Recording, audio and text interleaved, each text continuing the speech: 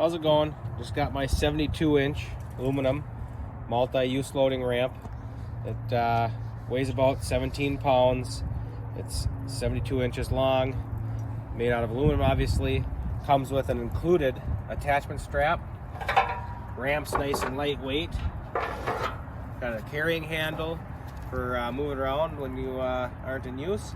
And it folds up to be nice and small for storing in the back of your vehicle or in your garage when not needed. Open it up, nice and easy to use with one person only. Set it on your trailer. Use the included strap to attach it to your trailer. Pick any of these openings in the ramp to hook it onto.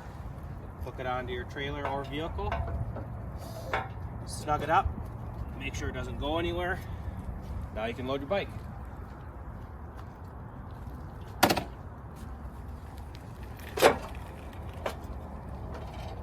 Nice and easy.